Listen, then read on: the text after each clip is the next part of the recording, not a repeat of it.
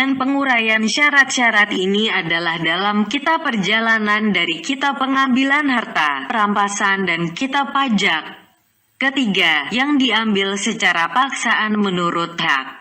Ketika menolak yang berkewajiban melunasinya, maka diambillah tanpa persetujuannya, dan yang demikian itu halal. Apabila telah sempurna segala berhaknya, diambil telah sempurnan sifat yang berhak, di mana dengan sifat itu ia menjadi berhak, dan terbatas pengambilan itu sekedar yang menjadi haknya, dan ia memperoleh kesempurnaan hak itu dari orang yang mempunyai kekuasaan untuk menyempurnakannya, yaitu hakim atau penguasa atau yang berhak itu sendiri. Penguraian yang demikian itu adalah pada kitab pembagian sedekah, zakat, kitab wakaf dan kitab nafkah. Karena padanya terdapat pemandangan tentang sifat orang-orang yang berhak menerima zakat, wakaf, nafkah dan hak-hak yang lain. Maka apabila telah sempurnalah segala syaratnya, niscaya adalah yang diambil itu halal. Keempat, yang diambil dengan persetujuan untuk sukarela, dengan ada gantinya, muawatlah. Dan yang demikian itu adalah halal apabila dijaga syarat dari kedua iwadil penukaran dengan pembayaran harga itu, kedua benda yang dipertukarkan itu, yaitu antara barang yang dijual dengan harga yang diterima dari si pembeli, dan dijaga syarat dari kedua orang yang melakukan akad dan syarat dari kedua lafaz, yakni ijab dan kabul, serta apa yang ditetapkan oleh agama tentang menjauhkan segala syarat yang merusakkan akad. Dan penjelasan yang demikian itu adalah pada kitab jual beli, kitab membeli dengan pesanan, kitab sewa menyewa, kitab tentang menugaskan pembayaran kepada orang ketiga, kitab al-hiwalah, kitab menanggung pembayaran, kitab adil delaman, kitab berkongsi keuntungan, kitab al-kiradil, kitab perkongsian, kitab asyirikah, kitab tentang penyiraman pohon kurma dan anggur, kitab al-musakah, kitab asysyufah, kitab esyesul, kitab al-hulu, kitab al-kitabah, kitab esyesidak, mas kawin wanita, dan lain-lain muawatlah. Kelima, apa yang diambil dengan rela tanpa iwadil penukaran dengan pembayaran harga, dan itu adalah halal apabila dipelihara padanya syarat dari benda yang diakadkan. Syarat kedua orang yang melakukan akad dan syarat akad, dan tidak membawa kemelaratan kepada ahli waris atau orang lain. Dan yang demikian itu tersebut pada kitab hibah, wasiat dan sedekah. Keenam, apa yang berhasil tanpa usaha, seperti pusaka, dan itu adalah halal apabila yang meninggalkan pusaka itu telah mengusahakan harta yang menjadi pusaka dari sebahagian jurusan yang 5 dahulu tentang usaha di atas cara yang halal. Kemudian adalah pusaka itu sesudah membayar hutang, melaksanakan segala wasiat dan membagi secara adil di antara segala ahli waris, mengeluarkan zakat, haji dan kafarat penebus, jikalau adalah yang tersebut ini wajib. Dan yang demikian itu tersebut pada kitab wasiat dan pembahagian pusaka, faraidel. Maka inilah kumpulan jalan masuknya yang halal dan yang haram. Kami tunjukkan kepada keseluruhannya adalah untuk diketahui oleh seorang murid bahwa kalau adalah makanannya bermacam-macam jalan datangnya, tidak dari satu jurusan tertentu, maka tidak mencukupilah ia. Tanpa mengetahui segala hal keadaan tersebut di atas, maka tiap-tiap apa yang dimakannya dari salah satu jurusan dari jurusan-jurusan tadi, sewajarnya lah ia meminta fatwa dari ahli ilmu dan tidak tampil terus kepadanya dengan kebodohan. Karena, sebagaimana dikatakan kepada seorang yang berilmu, "Mengapakah kamu menyalahi dengan ilmumu?" Maka dikatakan pula kepada orang yang tak berilmu, "Mengapakah kamu terus-menerus dengan kebodohanmu dan engkau tidak belajar?" Sesudah dikatakan kepada engkau, menuntut ilmu itu wajib di atas tiap-tiap muslim. Tingkat halal dan haram. Ketahuilah kiranya bahwa yang haram itu semuanya adalah keji, tetapi setengahnya adalah lebih keji dari yang lain. Dan yang halal itu semuanya adalah baik, tetapi setengahnya adalah lebih baik dari yang lain dan lebih murni dari yang lain. Dan sebagaimana tabib itu menetapkan di atas tiap-tiap yang manis dengan panas, tetapi ia mengatakan bahwa setengahnya adalah panas pada tingkat pertama, seperti gula.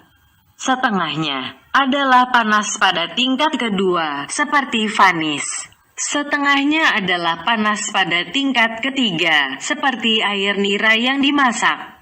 Dan setengahnya adalah panas pada tingkat keempat, seperti manisan lebah. Begitu pula yang haram, setengahnya adalah keji pada tingkat pertama dan setengahnya pada tingkat kedua atau ketiga atau keempat.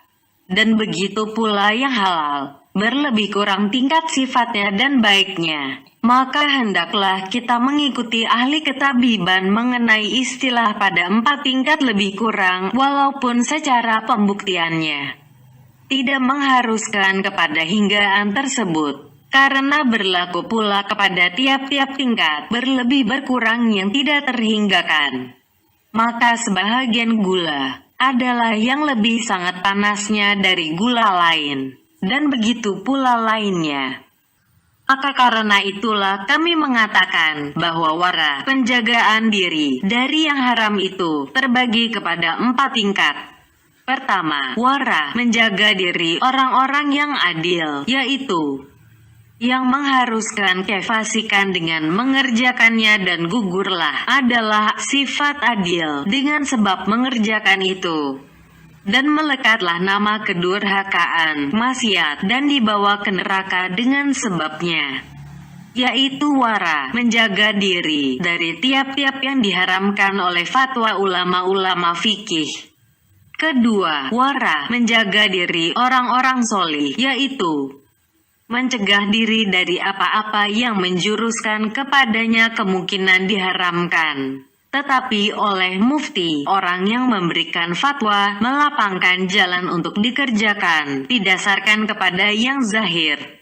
Maka yang demikian itu adalah setengah dari tempat-tempat terjadinya syubhat, diragukan pada umumnya. Maka kita namakanlah menjaga diri yang demikian dengan nama wara, menjaga diri orang-orang solih, dan yaitu adalah pada tingkat kedua. Ketiga, apa yang tidak diharamkan oleh fatwa dan tak ada syubhat, diragukan tentang kehalalannya, tetapi ditakuti daripadanya akan membawa kepada yang diharamkan, dan yaitu adalah meninggalkan sesuatu yang tidak mengapa dikerjakan, karena takut daripada apanya kalau dikerjakan. Dan inilah wara, menjaga diri orang-orang yang takwa al-mutakin. Nabi Shallallahu Alaihi Wasallam bersabda, tidak akan sampai hamba kepada tingkat al-mutakin sebelum ia meninggalkan apa yang tidak mengapa dikerjakan, karena takut daripada ada apanya kalau dikerjakan. Keempat, apa yang tidak apa-apa sekali-kali kalau dikerjakan dan tidak ditakuti akan membawa kepada apa yang ada apa-apanya, tetapi dikerjakan untuk selain Allah dan di atas bukan niat takwa kepada beribadah pada Allah, atau menjuruskan kepada sebab-sebab yang memudahkan baginya perbuatan makruh atau maksiat. Mencegah diri dari yang demikian adalah wara orang sihidik. Maka inilah tingkat-tingkat halal secara umum sampai kepada yang akan kami uraikan nanti dengan contoh-contoh dan bukti-bukti. Adapun haram yang telah kami sebutkan pada tingkat pertama, yaitu yang disyaratkan menjaga diri daripadanya pada sifat keadilan adalah dan mencampakkan tanda kefasikan. Maka itu juga di atas beberapa tingkat tentang kekejiannya. Maka barang yang diambil dengan akad yang batal, seperti beri-memberi. Umpamanya pada barang yang tidak dibolehkan padanya beri-memberi adalah haram. Tetapi tidaklah pada tingkat yang dimarahi di atas jalan paksaan. Tetapi yang dimarahi adalah yang lebih berat lagi. Karena padanya meninggalkan jalan agama pada berusaha dan menyakiti orang lain. Dan tak adalah pada beri-memberi itu menyakitkan orang lain. Hanya padanya meninggalkan jalan ibadah saja. Kemudian, meninggalkan jalan ibadah dengan beri-memberi itu adalah lebih mudah daripada meninggalkannya dengan perbuatan riba. Berlebih berkurang ini diketahui dengan sangat tegasnya agama dan peringatannya serta peneguhannya pada sebahagian larangan-larangan menurut apa yang akan datang pada kitab Taubat nanti. Ketika menyebutkan perbedaan antara dosa besar dan dosa kecil, tetapi yang diambil secara zalim dari orang miskin atau orang solih atau dari anak yatim adalah lebih keji dan lebih besar akibatnya daripada yang diambil dari orang yang kuat atau orang yang kaya atau orang yang fasik. Karena tingkat menyakitkan adalah berbeda-beda dengan berbedanya tingkat orang yang disakiti. Maka inilah yang halus-halus tentang penguraian barang-barang yang keji, yang tidak wajarlah dilengahkan daripadanya. Kalau tidaklah berbeda-beda tingkat orang-orang yang durhaka kepada Allah, niscaya tidaklah berbeda-beda lapisan neraka. Dan apabila telah diketahui tempat-tempat yang membangkitkan kesangatan, maka tidak perlulah pada membatasinya kepada 3 tingkat atau 4. Karena yang demikian adalah berlaku sebagai mencari-cari keputusan dan memenuhi keinginan, yaitu mencari hinggaan tentang sesuatu yang tak berhingga. Dan dibuktikan kepadamu di atas berlain-lainan tingkat haram tentang kekejian oleh apa yang akan datang nanti.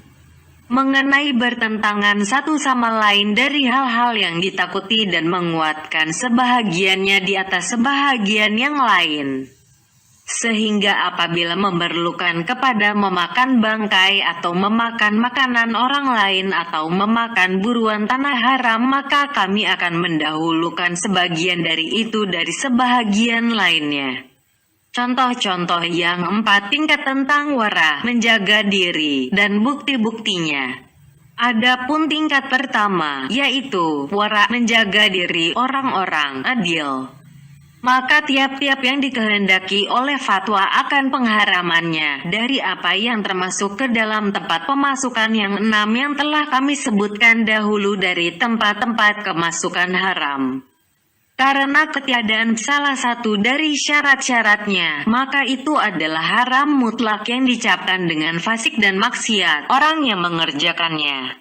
Dan itulah yang kami maksudkan dengan haram mutlak. Dan tidaklah ia memerlukan kepada contoh dan bukti.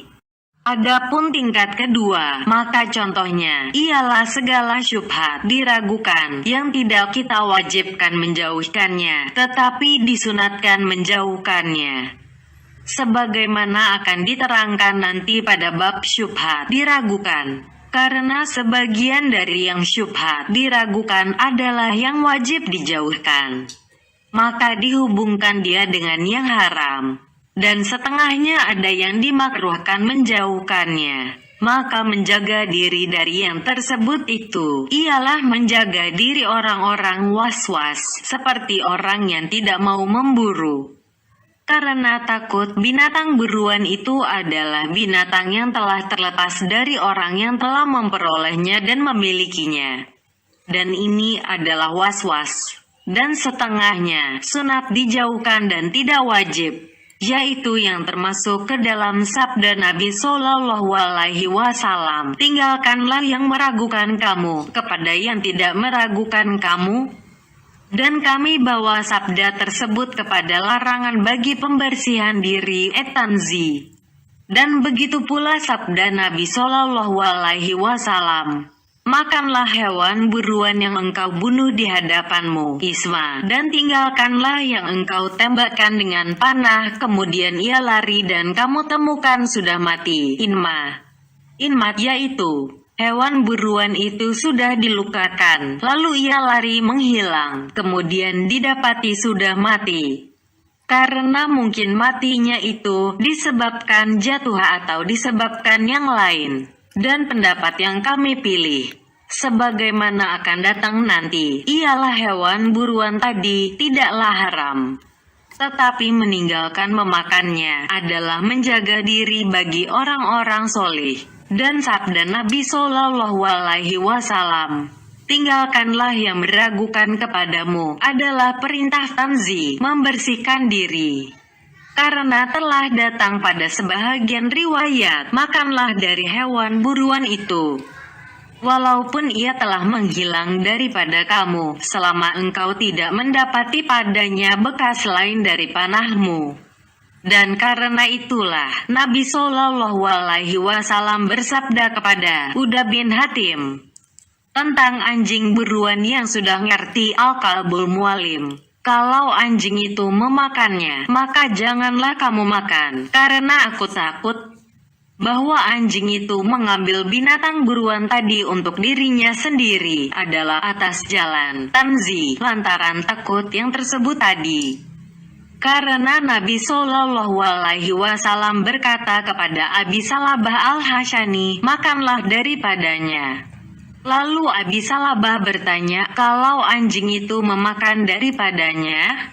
Maka Nabi Shallallahu Alaihi Wasallam menjawab, walaupun ia makan. Yang demikian itu karena Abi Salabah adalah seorang miskin yang rajin berusaha, yang tak sanggup menanggung wara menjaga diri ini, dan keadaan udah ia dapat menanggungnya. Diceritakan dari Ibnu Sirin bahwa Ibnu Sirin meninggalkan untuk kongsinya 4.000 dirham karena terguris dalam hatinya sesuatu, padahal telah sepakat ulama bahwa tidak mengapa dengan gurisan hati yang demikian itu. Maka contoh-contoh tingkat ini adalah kami sebutkan dalam membentangkan tingkat-tingkat syubhat diragukan. Maka tiap-tiap yang syubhat diragukan tidaklah wajib dijauhkan. Itulah kiranya contoh untuk tingkat kedua tersebut. Adapun tingkat ketiga, yaitu wara orang-orang mutakin, artinya ia meninggalkan sesuatu yang tak ada apa-apa padanya, karena takut kepada sesuatu yang ada apa-apanya. Dibuktikan untuk tingkat ini oleh sabda Nabi Shallallahu Alaihi Wasallam, tidaklah sampai seorang hamba kepada tingkat mutakin sehingga ia meninggalkan sesuatu yang tak ada apa-apa padanya, karena takut kepada sesuatu yang ada apa-apanya. Umar radhiyallahu anhu berkata, kami meninggalkan 9 dari 10 dari yang halal karena takut kami jatuh kepada yang haram. Dan ada yang mengatakan bahwa ucapan Umar radhiyallahu anhu itu berasal dari Ibnu Abbas radhiyallahu anhu.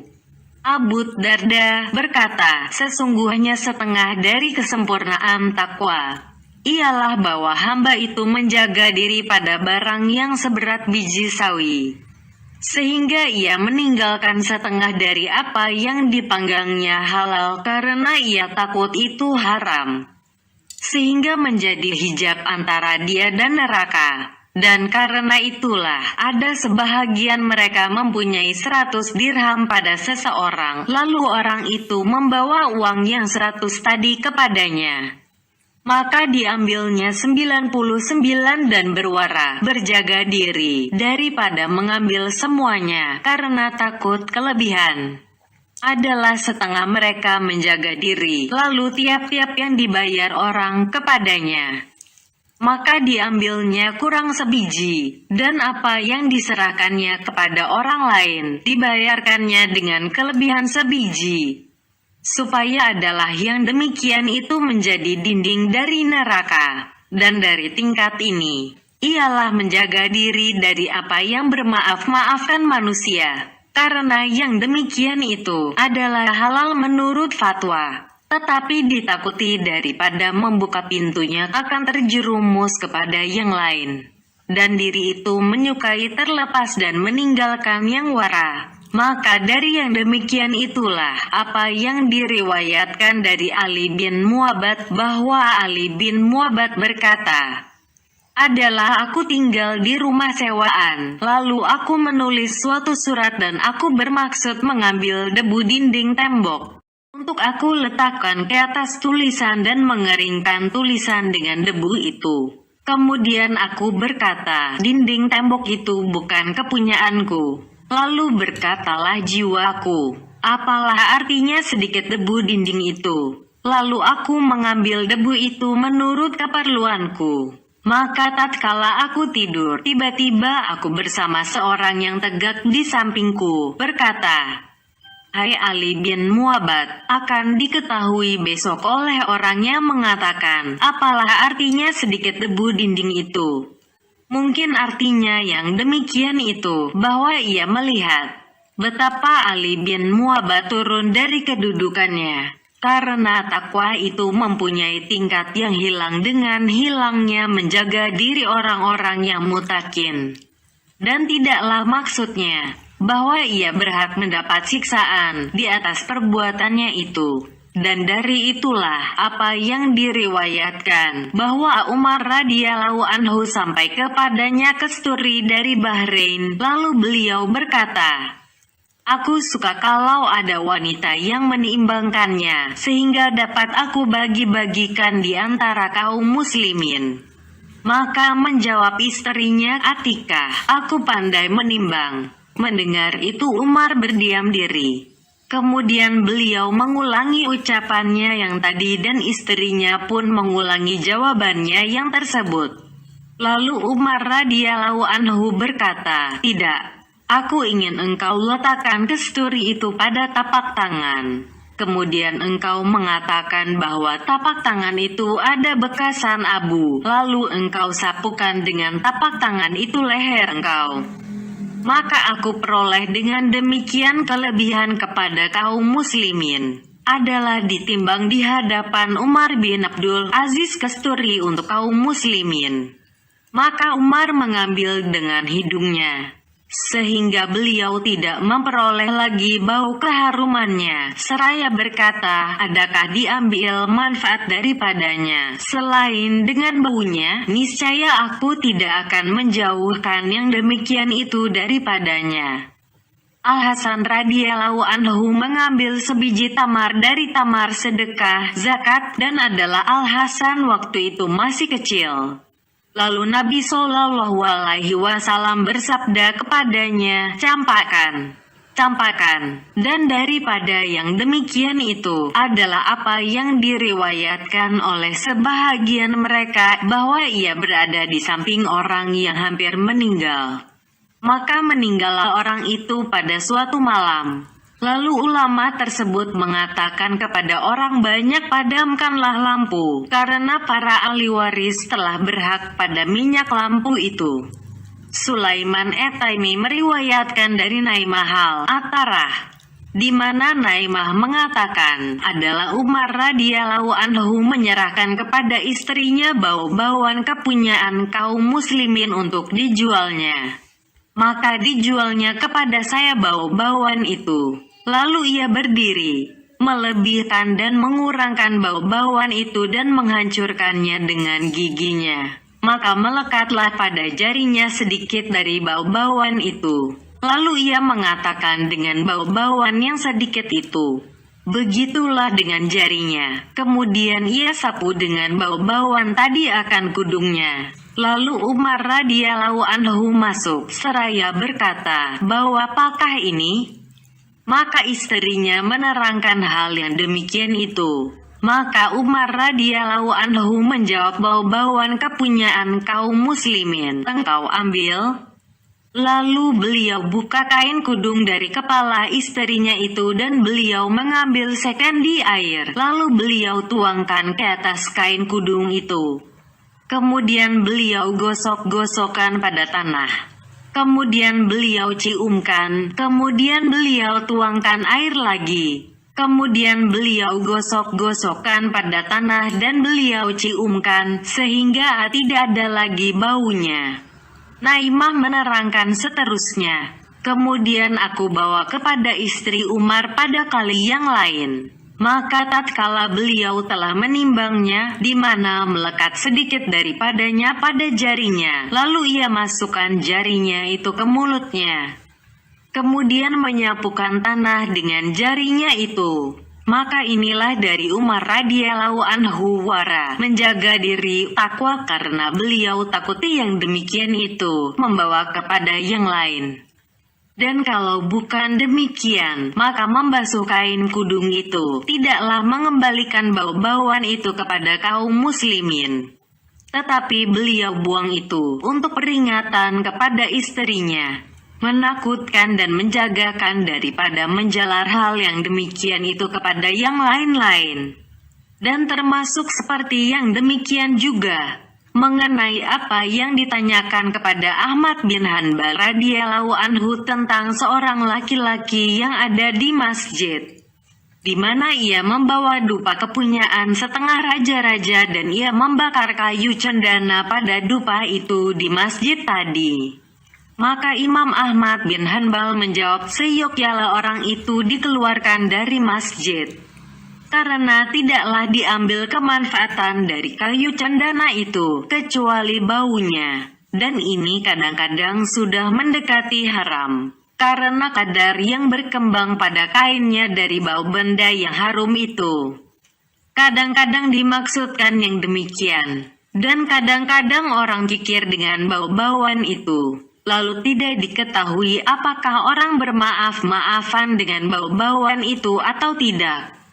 Ditanyakan Ahmad bin Hanbal tentang orang yang jatuh daripadanya sehelai kertas di mana pada kertas itu banyak tertulis hadits. Apakah boleh bagi orang yang mendapat kertas tadi menyalin hadits-hadits itu, kemudian mengembalikan kepada yang mempunyainya? Maka Ahmad bin Hanbal menjawab tidak boleh, tetapi ia harus meminta izin lebih dahulu, baru boleh menyalin. Dan ini juga kadang-kadang diragukan tentang yang mempunyai kertas tersebut, apakah ia rela dengan penyalinan itu atau tidak. Maka apa yang pada tempat diragukan itu asalnya adalah diharamkan. Jadi, itu adalah haram. Dan meninggalkannya termasuk tingkat pertama dahulu. Dan termasuk yang demikian juga wara, menjaga diri dari perhiasan, karena ditakuti daripadanya membawa kepada yang lain-lain. Walaupun perhiasan itu diperbolehkan pada pokoknya. Orang menanyakan Ahmad bin Hanbal tentang semacam selop anyal asaptiyah, maka beliau menjawab, adapun saya tidak akan memakaikannya, tetapi kalau karena menjaga dari abu tanah, maka aku harapkan. Adapun orang yang bermaksud untuk perhiasan, maka jangan. Dan dari yang demikian juga, bahwa Umar radhiyallahu anhu tatkala memegang jabatan khalifah, beliau mempunyai istri yang dicintainya. Lalu diceraikannya karena takut nanti ia menunjukkan kepadanya untuk memberikan pertolongan pada yang batil, salah. Lalu beliau patuhi permintaannya dan mencari kesenangannya. Dan ini termasuk meninggalkan barang yang tidak ada apa-apa, karena takut daripada ada apa-apanya. Artinya, takut ia terbawa keadaan yang demikian. Dan kebanyakan yang dibolehkan mubah itu membawa kepada yang dilarang. Sehingga membanyakan makan dan memakai bau-bauan bagi orang yang membujang, tidak beristri, sesungguhnya menggerakkan kepada nafsu syahwat. Kemudian nafsu syahwat itu membawa kepada berpikir. Dan berpikir itu membawa kepada memandang. Dan memandang itu membawa kepada lain-lain. Dan begitu pula, memandang rumah orang-orang kaya dan berbaik-baik dengan mereka adalah hal mubah pada pokoknya. Tetapi, menggerakkan kelobaan dan membawa kepada mencari seperti yang demikian itu. Dan lazimlah daripadanya mengerjakan sesuatu yang tidak halal untuk memperolehnya. Dan begitulah kiranya segala yang mubah itu semuanya, apabila tidak diambil sekedar yang perlu saja pada waktu yang diperlukan, serta menjaga diri dari segala gangguannya. dengan mengenalinya pada pertamanya, kemudian dengan mengawasinya pada keduanya, maka sedikitlah terlepas akibatnya dari bahaya. Dan begitu pula tiap-tiap sesuatu yang diambil dengan nafsu syahwat, maka sedikitlah terlepas dari bahaya. Sehingga Ahmad bin Hanbal memandang makruh mengkapuri dinding tembok rumah dengan mengatakan, adapun mengkapuri lantai, maka ia akan mencegah abu tanah. Dan adapun mengkapuri dinding tembok, maka adalah perhiasan yang tak ada faedah padanya. Sehingga beliau membantah mengkapuri masjid dan menghiasinya. Dan beliau berdalil dengan apa yang diriwayatkan dari Nabi Shallallahu Alaihi Wasallam, bahwa Nabi Shallallahu Alaihi Wasallam ditanyakan tentang mencat hijau pekat masjid. Lalu beliau menjawab, tak adalah rumah seperti rumah Musa, dan itu adalah sesuatu seperti celak yang akan dicatkan masjid dengan itu. Maka Nabi Shallallahu Alaihi Wasallam tidak membolehkannya. Ulama salaf memandang makruh kain tipis dan mereka mengatakan, barang siapa tipis kainnya, niscaya tipislah agamanya. Dan semuanya itu karena dikhawatirkan menjalarnya mengikuti hawa nafsu pada yang mubah kepada yang tidak mubah nanti. Karena yang dilarang dan yang diperbolehkan, keduanya itu dirindukan oleh nafsu dengan kerinduan nafsu syahwat yang satu. Dan apabila telah dibiasakan oleh nafsu syahwat yang membolehkan, niscaya ia terlepas. Lalu membawa ketakutan takwa kepada menjaga diri dari ini semuanya. Maka tiap-tiap yang halal yang terlepas daripada pembedaan yang seperti ini, maka itu adalah halal yang baik pada tingkat ketiga. Dan yaitu, tiap-tiap yang tidak ditakuti sekali-kali oleh pelaksanaannya akan membawa kepada kemaksiatan. Adapun tingkat keempat, yaitu wara, menjaga diri orang-orang sidikin. Maka yang halal pada mereka, ialah tiap-tiap yang tidak didahului oleh maksiat untuk menjadi sebab terjadinya. Dan tidak menolong kepada perbuatan maksiat, dan tidak dimaksudkan daripadanya, baik sekarang atau nanti, untuk mencapai sesuatu kepentingan, tetapi mengerjakannya semata-mata karena Allah Ta'ala, karena bertakwa memperhambakan diri kepadanya dan meneruskan kehidupan karenanya. Dan mereka adalah orang-orang yang memandang bahwa tiap-tiap sesuatu yang bukan karena Allah adalah haram karena mengikuti firman-Nya. Katakan, yang menurunkan itu Allah. Kemudian biarkanlah mereka main-main dengan percakapan kosongnya. Surat 6 Al-An'am ayat 91. Dan inilah tingkat orang-orang muwahhidin, orang-orang yang benar-benar berkeesaan kepada Allah, yang melepaskan segala kepentingan diri sendiri, mengesahkan maksud dan tujuan kepada Allah Ta'ala semata-mata.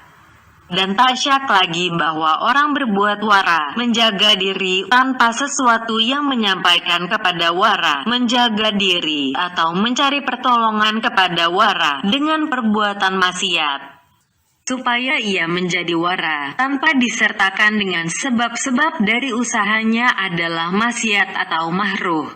Maka termasuklah yang demikian itu apa yang diriwayatkan dari Yahya bin Qusair, bahwa ia meminum obat, lalu berkatalah istrinya kepadanya, jikalau berjalanlah tuan sedikit di rumah, sehingga obat itu bekerja. Maka Yahya menjawab, itu adalah perjalanan yang tidak aku kenal, dan aku menghitung diriku sendiri semenjak 30 tahun yang lampau. Seakan-akan tidak datanglah kepada Yahya niat pada perjalanan itu yang berhubungan dengan agama, maka tidak bolehlah tampil mengerjakannya. Dan dari Siri radhiyallahu anhu yang mengatakan, sampailah aku pada rumput di bukit dan air yang keluar daripadanya. Lalu aku ambil rumput itu dan aku minum air, seraya aku berkata kepada diriku sendiri, sesungguhnya jikalau adalah aku memakan pada suatu hari akan makanan yang halal dan baik, maka adalah itu pada hari ini. Maka berteriaklah kepadaku suara yang meneriakkan bahwa kekuatan tenaga yang menyampaikan kamu ke tempat ini, dari manakah dia itu? Maka aku minta maaf dan menyesal. Dan termasuk ini juga apa yang diriwayatkan dari Zinnun al-Misri, bahwa adalah dia lapar dan dipenjarakan. Lalu seorang wanita yang solih mengirimkan makanan kepadanya dengan perantaraan penjaga penjara. Maka ia tidak mau makan dan meminta maaf, seraya mengatakan, makanan itu datang kepadaku di atas talam yang zalim, yakni kekuatan yang menyampaikan makanan kepadaku, tidaklah kekuatan yang baik. Inilah tujuan yang tertinggi pada wara. Dan sebahagian dari itu, bahwa Bishr radhiyallahu anhu tidak mau meminta air dari aliran-aliran air yang dikorek oleh Amir-Amir. Karena aliran air itu adalah sebab untuk mengalir air dan sampainya air itu kepadanya. Dan walaupun air itu mubah, dibolehkan pada asalnya, maka adalah ia seperti orang yang mengambil manfaat dari aliran air yang dikolek dengan tenaga orang-orang diongkosi, di mana mereka itu memberikan ongkos tadi dari harta yang haram. Dan karena itulah, setengah mereka tidak mau kepada buah anggur yang halal dan batangnya yang halal, seraya berkata kepada temannya, telah engkau rusakkan batang anggur itu, karena engkau sirami dari air yang mengalir dalam saluran air yang digali oleh orang-orang zalim. Dan ini sebenarnya adalah jauh dari kezaliman dari segi minuman air itu sendiri. Karena menjaga diri dari anggur yang tertolong dengan air itu adalah setengah mereka apabila melalui pada jalan haji, tidak meminum dari perusahaan-perusahaan yang dikerjakan oleh orang-orang zalim, sedang air itu adalah mubah, dibolehkan. Tetapi air itu tinggal terpelihara di perusahaan yang diperbuat dengan harta haram. Dan tak maunya Zinnun mengambil makanan dari tangan penjaga penjara adalah lebih besar dari ini semuanya. Karena tangan pengawal penjara itu tidaklah disebutkan haram. Lain halnya dengan talam yang dirampas apabila makanan itu dibawa padanya. Tetapi makanan itu sampai kepadanya dengan kekuatan yang diusahakan dengan makanan yang haram. Dan karena itulah Abu Bakar As-Siddiq radhiyallahu anhu memuntahkan susu yang diminumnya. Karena takut daripada yang haram itu mendatangkan kekuatan kepadanya. Sedang ia meminumnya tanpa mengetahui sama sekali dan sebenarnya tidaklah wajib mengeluarkannya. Tetapi mengosongkan perut dari yang keji adalah termasuk wara, menjaga diri orang-orang sihidik. Dan termasuk dalam wara tadi, menjaga dari usaha yang halal yang diusahakan oleh tukang jahit yang menjahit dalam masjid. Karena Ahmad radhiyallahu anhu memandang makruh duduk penjahit itu dalam masjid. Ditanyakan Imam Ahmad radhiyallahu anhu tentang tukang lawak yang duduk pada kubah kuburan pada waktu ia takut dari kehujanan. Maka beliau menjawab, kubah itu adalah hal akhirat dan mahruhlah duduknya di situ. Sebahagian mereka memadamkan pelita yang dinyalakan oleh bujangnya, di mana pelita itu berasal dari orang-orang yang hartanya mahruh, dan tidak mau menyalakan api untuk pembakaran roti, di mana padanya terdapat bara api dari kayu pembakar yang makruh. Setengah mereka tidak mau memasang tali selopnya pada lentera sultan. Maka inilah yang halus-halus dari wara, menjaga diri pada mereka yang menjalani jalan akhirat. Dan pentakikan padanya ialah bahwa wara itu mempunyai permulaan, yaitu mencegah dari apa yang diharamkan oleh fatwa para ulama, yaitu wara orang-orang adil. Dan mempunyai kesudahan, yaitu wara orang-orang sihidik, yaitu mencegah dari tiap-tiap apa yang bukan karena Allah, dari sesuatu yang diambil dengan nafsu syahwat atau sampai kepadanya dengan jalan makruh atau dengan sebabnya bersambung dengan kemakruhan. Dan di antara yang dua tadi, di antara permulaan dan kesudahan ada tingkat-tingkat tentang kewaspadaan, ihtiyat.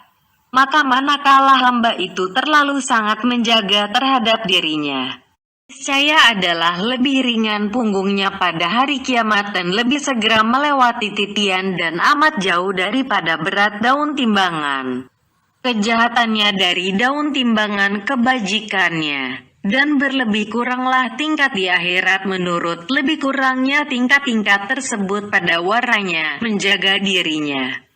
Sebagaimana berlebih berkurangnya lapisan-lapisan neraka terhadap orang-orang zalim menurut berlebih kurangnya yang haram tentang kekejian.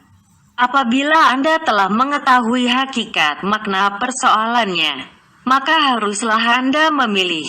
Kalau Anda mau, maka perbanyakkanlah kewaspadaan. Dan kalau Anda mau, maka permudahkanlah. Maka untuk diri Anda sendirilah kalau Anda waspada dan diri Anda sendirilah yang merugi kalau Anda mempermudah-mudahkan. Wassalam. Bab kedua tentang tingkat-tingkat syubhat diragukan. Perkembangannya dan perbedaannya dari yang halal dan yang haram. Rasulullah Shallallahu Alaihi Wasallam bersabda, yang halal itu jelas dan yang haram itu jelas. Dan di antara keduanya adalah hal-hal yang syubhat diragukan, yang tidak diketahui oleh kebanyakan manusia. Maka barang siapa menjaga diri dari syubhat diragukan, niscaya ia terlepas untuk kehormatannya dan agamanya. Dan barang siapa jatuh ke dalam syubhat diragukan, niscaya terperosoklah ia ke dalam yang haram, seperti pengembala yang menggembalakan keliling hutan larangan. Maka besarlah kemungkinan terjatuh ia ke dalamnya. Maka hadits ini adalah bukti jelas nas tentang adanya tiga bahagian itu. Dan yang sulit daripadanya ialah bahagian yang di tengah, yang tidak diketahui oleh kebanyakan orang, yaitu syubhat diragukan. Dari itu maka tak boleh tidak menjelaskannya dan membuka tutupnya. Karena apa yang tidak diketahui oleh banyak orang, kadang-kadang diketahui oleh orang sedikit. Maka kami jelaskan bahwa yang halal mutlak ialah kosong pada benda itu, sifat-sifat yang mewajibkan kepada pengharaman pada benda itu sendiri. Dan terlepaslah dari sebab-sebab di mana mendatangkan kepada pengharaman atau kemakruhan. Contohnya, ialah air yang diambil orang dari hujan sebelum jatuh menjadi milik seseorang. Dan dia sendiri berdiri menampungnya dan mengambilnya dari udara dalam daerah miliknya sendiri atau pada tanah yang diperbolehkan, tanah mubah. Haram semata, yaitu ada padanya sifat yang mengharamkan, yang tidak diragukan lagi, seperti kesangatan yang mempersonakan pada hamar dan kenajisan pada kencing. Atau barang itu diperoleh dengan tegas, dengan sebab yang dilarang, seperti diperoleh dengan kezaliman, ribadel yang sebanding dengan itu. Maka keduanya ini adalah dua segi yang jelas, dan diperhubungkan dengan kedua segi itu. Apa yang diyakini persoalannya, tetapi ada kemungkinan perubahannya. Dan tidaklah untuk kemungkinan itu ada sebab yang menunjukkan kepadanya.